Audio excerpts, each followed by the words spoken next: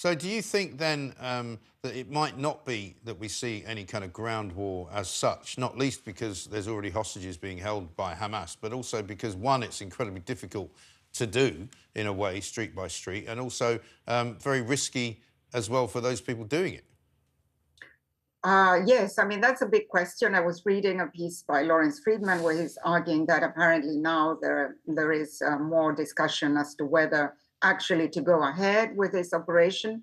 But it's very hard to explain to the Israeli public that suddenly they've decided they're not going to go in, and what are they going to do? I think Israelis are in a very difficult position now because the first reaction was to, as we know, to mobilize 300,000 soldiers, prepare the ground for an attack. I think the Israeli public generally wants, Hamas to be fully destroyed, and there is a very strong sense that this cannot repeat itself, these kind of attacks that Hamas has carried out.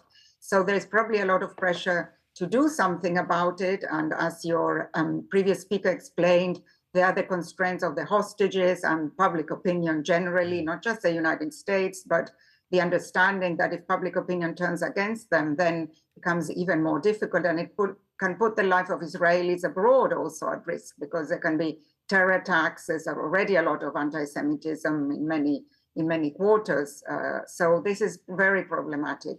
I think that eventually they will try to move in some way, but I don't see how this is going to, what is going to be the end game? What is going to be the final political strategy?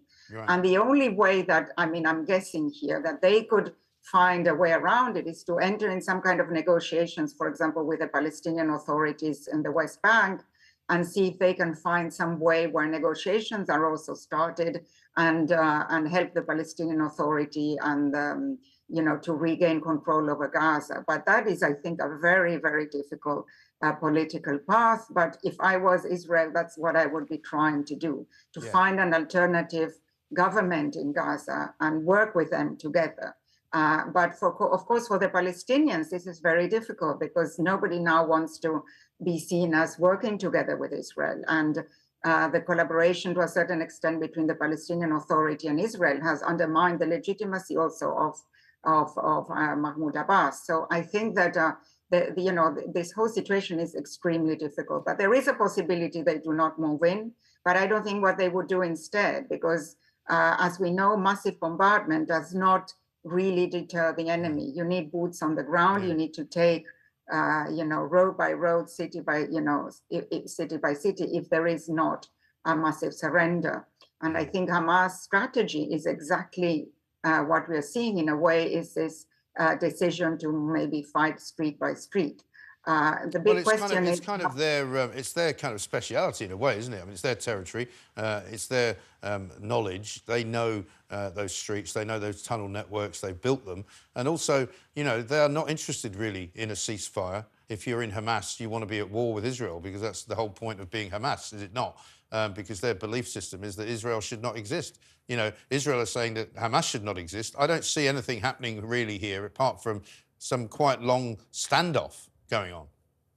It's very possible, and you said it rightly. I mean, Hamas's strategy is really to sort of rise Muslims globally, especially in the Middle East, to fight on all fronts against Israel. They're probably hoping that Hezbollah will advance on the north, potentially also involve Iran. That's what they want. They want, the streets of Europe and America and other cities globally to demonstrate in support of their cause. I mean, they're really going full in, and that's their strategy. And also, as you rightly highlighted, they have all the local intelligence. That is why these campaigns are very hard to carry out if you do not have a sort of a proxy force on the ground. And the examples that I gave were examples where eventually, for the Russians in particular in Chechnya, it became very clear that they needed to rely on loyal Chechens to the Kremlin, and that's what they succeeded with Ramzan Kadyrov. So I think you will need a lot of for the Israelis, to understand that if they go in, they're going to have to take a lot of casualties, and that is also something that is going to be difficult to sell domestically. But if they do not go in, it's also very difficult. So I think that the situation is possible that there is a bit of a standby. But if I would have to make a bet, my bet is that probably they will try to get in. And the question, of course, that many people ask, and we'll have to leave it after I ask you this question, we're running a bit out of time, is how much of the Palestinian population, particularly in Gaza, would quite like to see Hamas getting success and doing what it is that they do best, which is basically to continue a sort of jihad against Israel. You know, we keep hearing that, well, Hamas doesn't really represent Palestine, but there's an awful lot more people, I think, in the Gaza Strip that support Hamas than we know.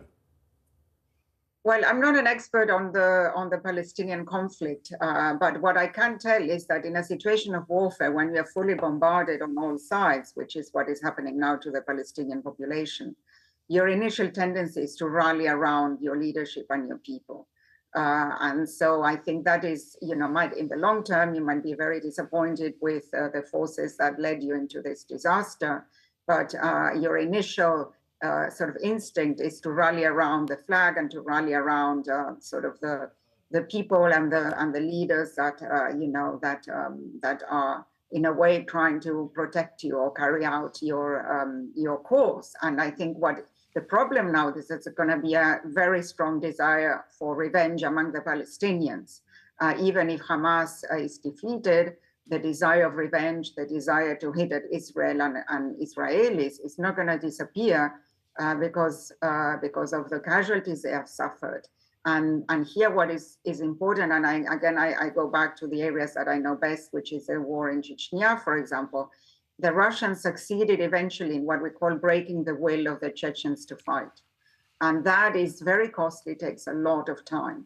And that could happen. Maybe they're following a similar model. They're saying, you know, we are ready in for the long term.